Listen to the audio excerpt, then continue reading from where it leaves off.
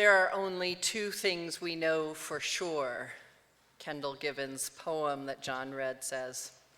They placed Jesus' body in a tomb, and when they came back, the tomb was empty. Make of that what you will. Make of that what you will. I heard you all go, It feels like the most Unitarian Universalist opening ever. It's maybe slightly agnostic. It leaves open the possibilities. It's not a declaration. It's not a doctrine, but it's an invitation. Make of that what you will. Because the truth is, we don't all believe the same thing about what happened next. The title of the poem is A Humanist Speaks of Easter. Some of you may consider yourselves humanists, but many of you won't. Some of us hold a traditional resurrection story close to our hearts, remembering our upbringing, still holding on to pieces of that story. Some of us understand it metaphorically.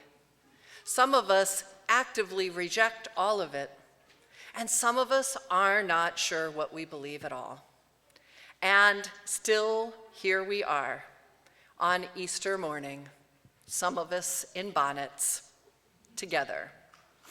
So maybe Easter doesn't begin with certainty. Maybe it begins with honesty and questioning. This is not an Easter where everything turns out well in the end, where it is wrapped up in a tidy resurrection story. No, we're kind of in a messy world right now, and we know messy truths of our own experiences with death. This Easter story refuses the truth that we know all too well, that people do not simply come back.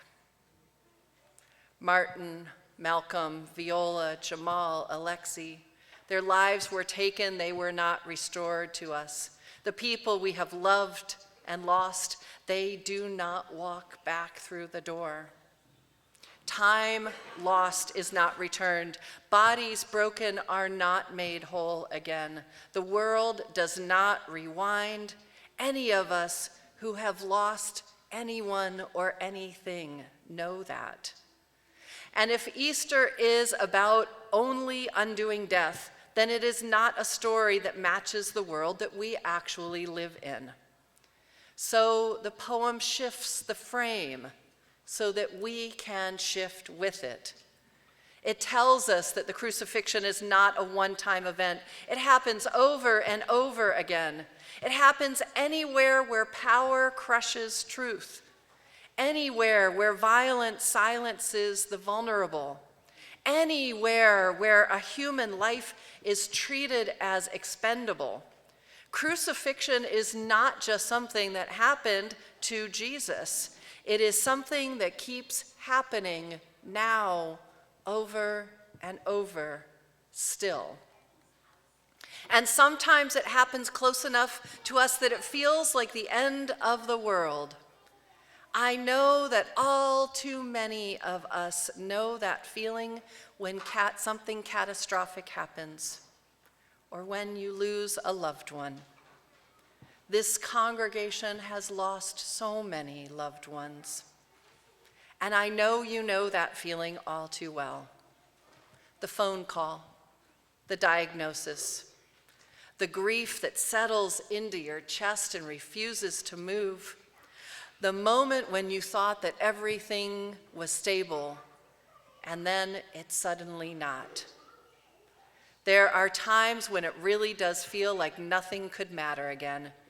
And I want to say this clearly. Easter does not ask us to pretend that that is not true. And then.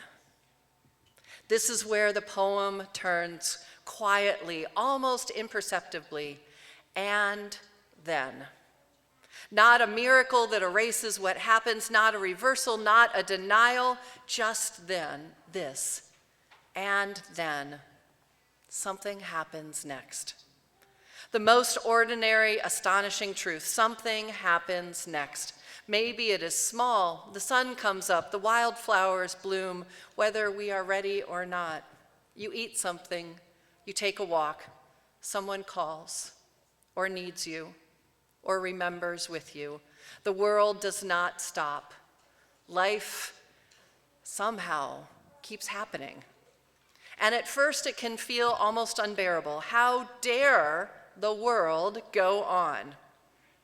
But over time, that continuation becomes something else, not an insult, but a lifeline.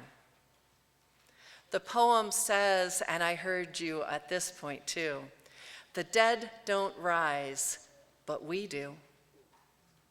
And this is where I think the deepest Easter truth lives for us. Because resurrection in this understanding is not about bodies leaving tombs. It is about what rises in us. It's the moment when you take a breath and it doesn't hurt quite as much. The moment when you laugh again unexpectedly. The moment when you look at another person and really see them. The moment when you choose somehow to stay open to love. This is not cheap hope. It does not deny death. It does not erase injustice. It does not make suffering meaningful in some tidy cosmic way. Crucifixion is real.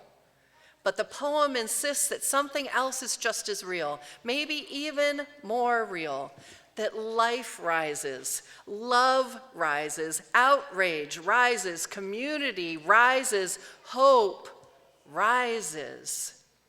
Not because everything is okay, but because something in us refuses to let the story end there.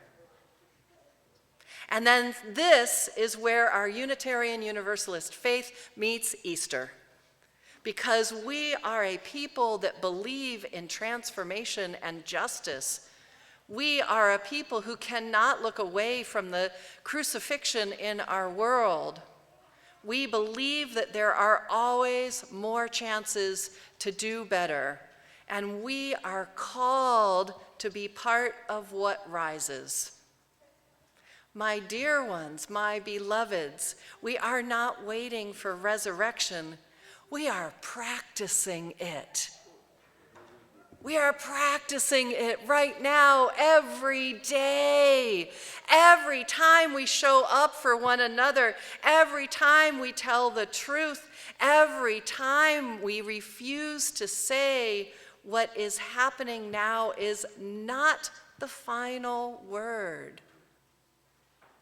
We practice it in this congregation when we continue to go and talk about the statues, when we go to a No King's March, when we reach out to somebody and say, that felt like an ouchie, can we talk about it? So maybe Easter is not about asking, did it happen? Maybe that's not our role as Unitarian Universalists.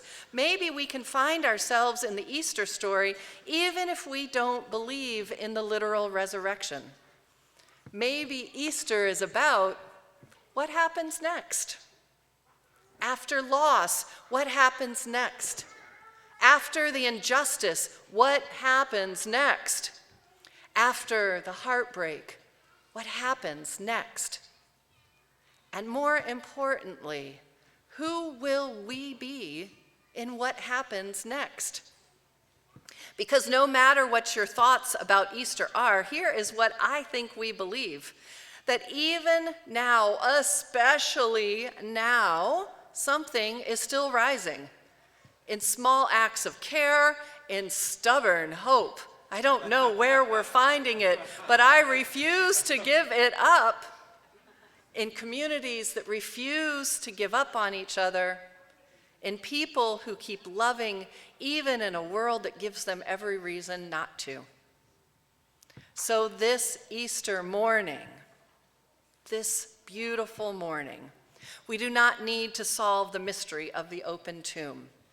We only need to remember what we already know, that after devastation, something happens next. That after grief, something happens next. that even after the worst things, something happens next. And in that nextness, amazingly, resiliently, together, and with hope that will not give up, we rise. Amen, and may it be so. Amen. Amen.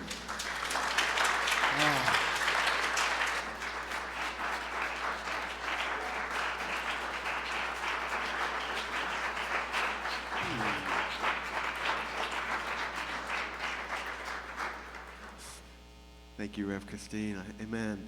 So, We Rise is also the name of a